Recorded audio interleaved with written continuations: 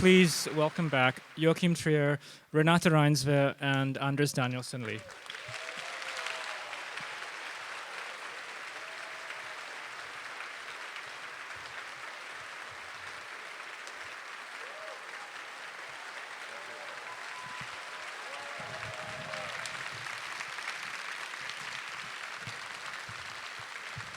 Thank you.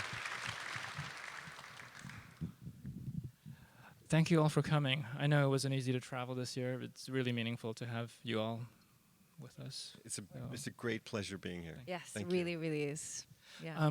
I will start by just asking you, Joachim, you gave a beautiful introduction earlier, maybe to expand on a few things that you brought up earlier. First of all, the idea of this film is the third part of a trilogy. Yeah. I hadn't heard you talk about the other two films as belonging to a trilogy before, but can you maybe elaborate a little bit on how you see this fitting in with Reprise and Oslo, August 31st?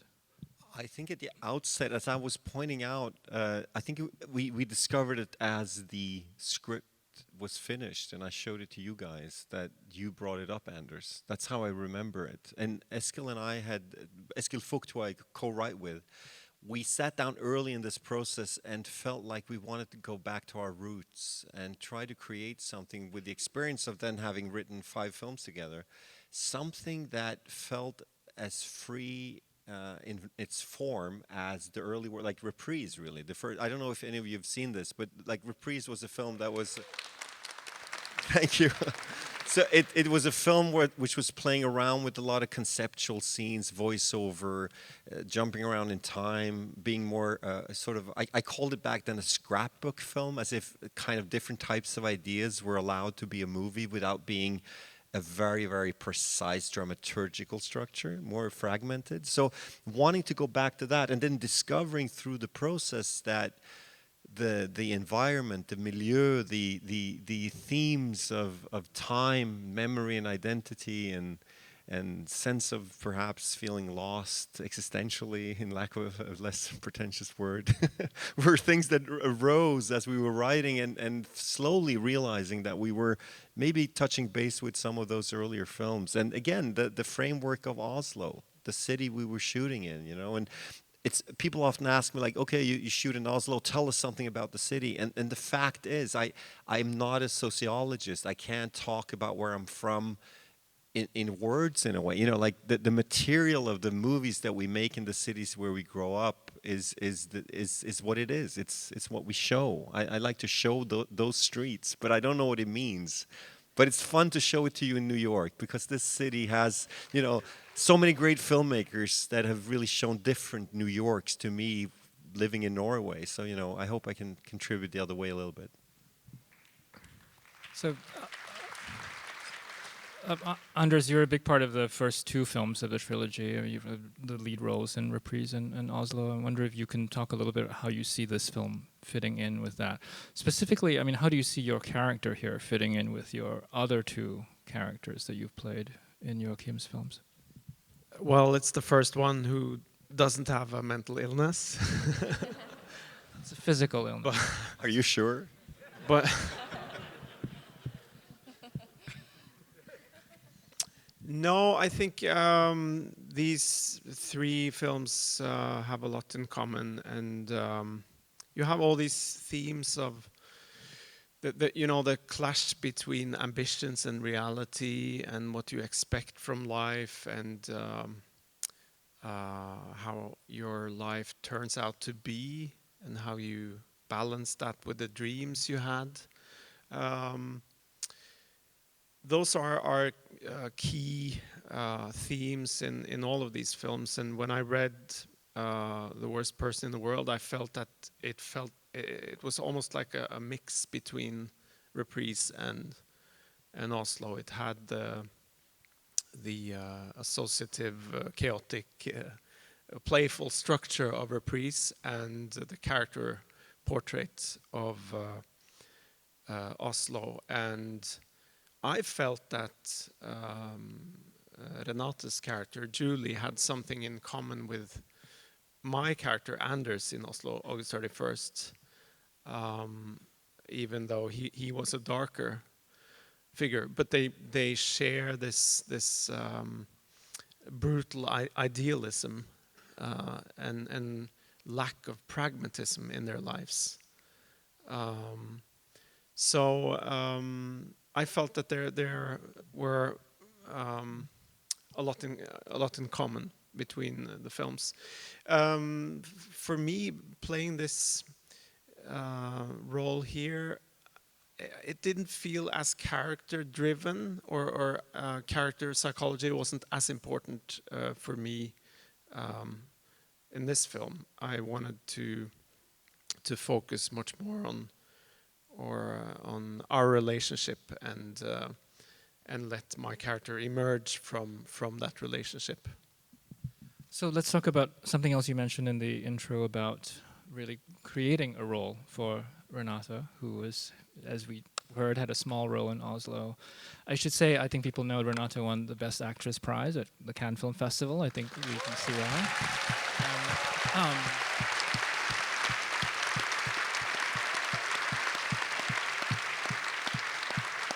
Joachim, you want to say a bit about this idea of just, tailoring this film around this actor you wanted to work with, and also the other obvious shift is to a female protagonist, and obviously you and Eskil being male screenwriters, sort of a different situation. Well, the first part of your question, I mean, the interesting thing was, even though you had one line of dialogue, because we were obsessed with shooting morning scenes in Oslo, and we were Oslo August 31st is the narrative is sort of a day and a night and a morning. So you ended up shooting 9 mornings with us. We were on set 9 days for that one line of dialogue. And I had this feeling of feeling very safe around you as a director. Yeah, your energy is quite remarkable, and I'm not talking about like just high energy, but your way of sustaining the energy in a scene and keeping those 9 mornings becoming one scene is a great talent. Your presence is very, very accurate in trying to create a cinematic scene out of these moments. So I was really eager to do something with you. And then there was this feeling that you did great theater work, but sometimes when people cast you in TV shows or smaller parts, you didn't really get the leads, and it was puzzling to me. So that kind of created this, I was rooting for Renate, we became friends as well along the way, and like, why don't anyone give you a lead part? You're so remarkable, as an actor. And so anyway, so that was kind of a luxury to land that focus when we started this project.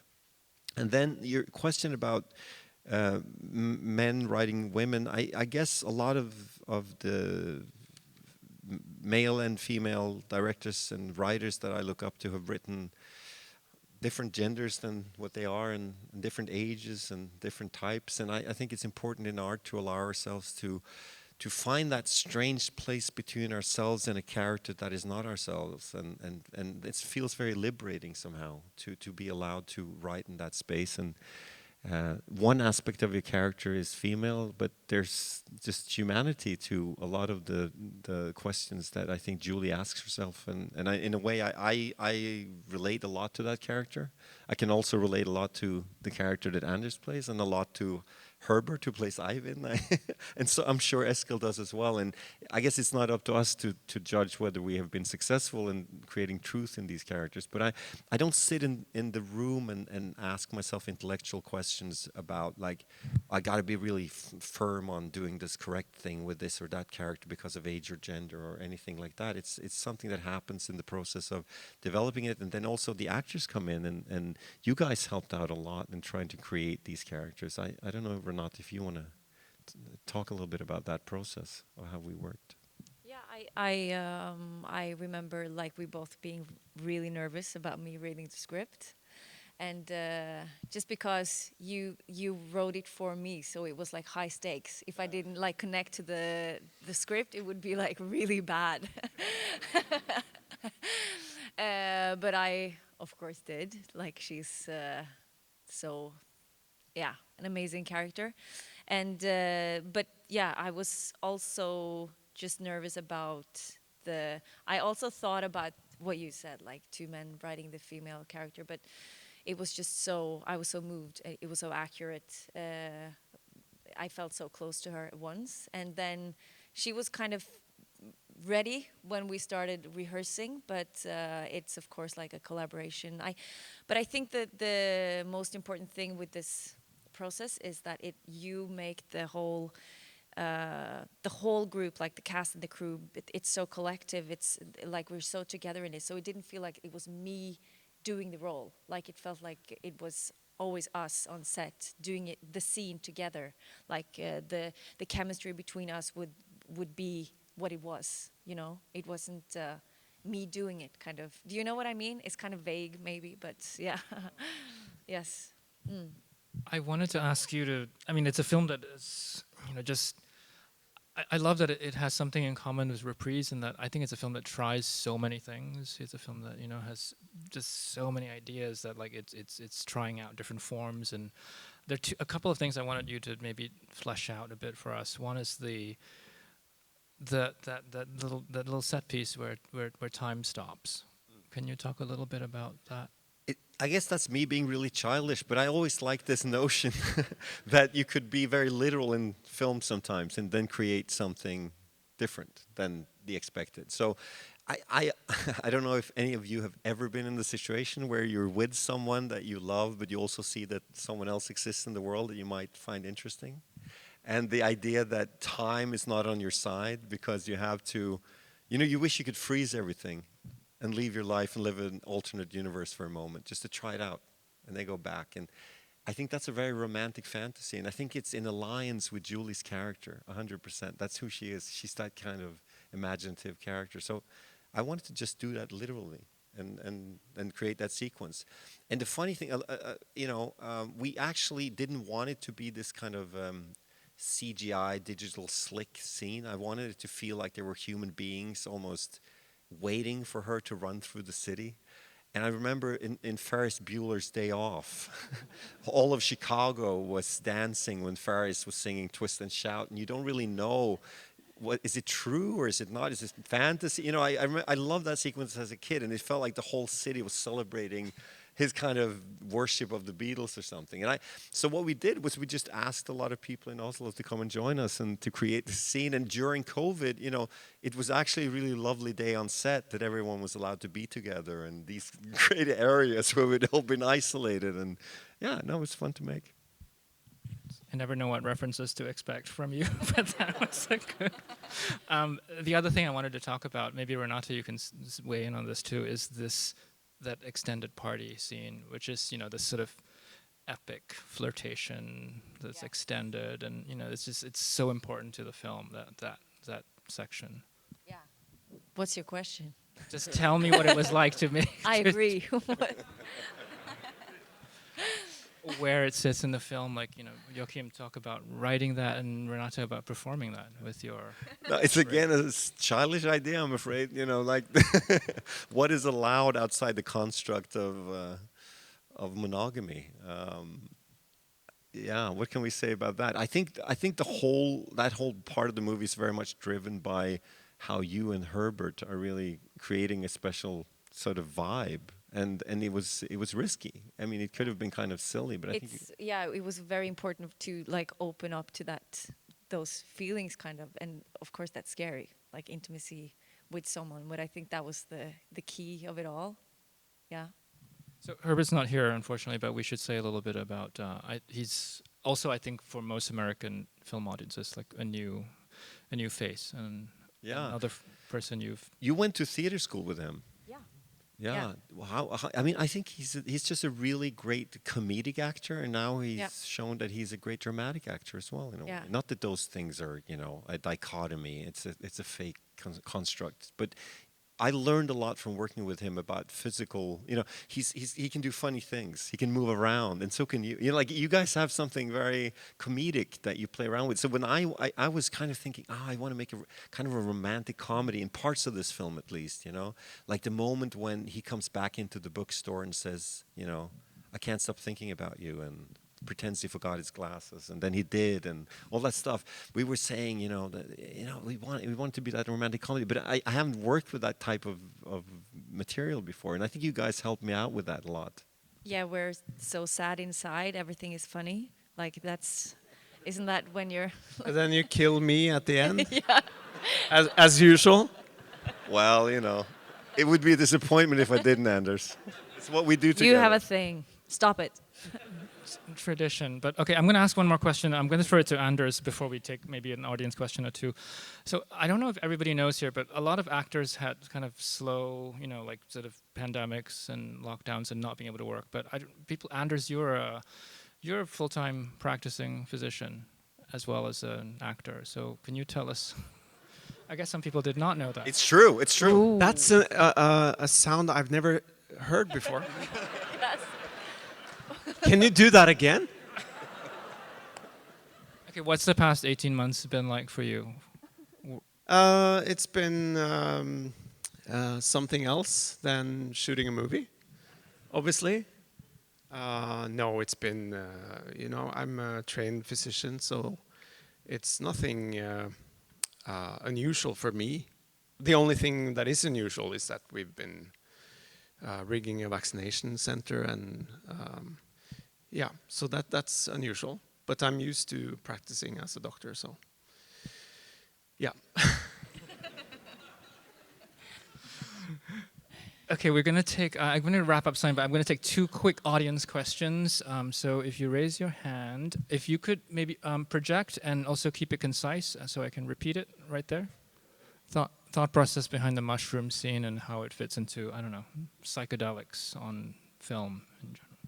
No, it's a very. I try to come up with concepts when we write that can access the mind of the character. Sometimes, you know, very literally. Whether it's in the past, I've done a lot of stream of consciousness montage scenes, or like the romantic fantasy we just spoke about with time freezing. But the mushroom scene here is certainly like that. You know, it's trying to access. So it's very character driven, the way I think about it. I'm not that concerned with exploring the use of psychedelic, you know, drugs. I don't really care that much about that, but it's a wonderful and also cinematic tradition, you know. And now comes you thought I was going to talk about Eric Romer today and George Cukor and, you know, Antonioni, but I want to talk about Cheech and Chong. That's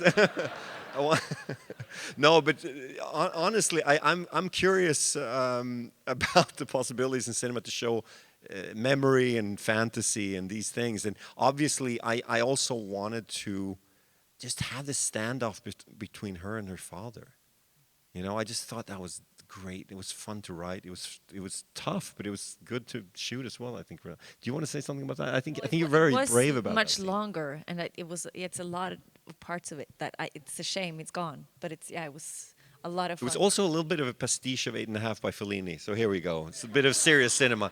So, you know, it's a classical kind of thing that you have the male fantasy of all the women in the life of the director and all. So I want to kind of do a reverse version of that, where all the ex-boyfriends of Julie kind of appears. But how it turned out, a lot of that was lost, and it was more focused on the idea of self and body and the father and that stuff. Yeah. Mm. All right, one more quick question. Yeah, standing up. Yes, you. Yep. I think everybody heard that. It's a life advice question. Oh, but thank you for sharing that. Thank you for your compliment. I'm 47. Therapy?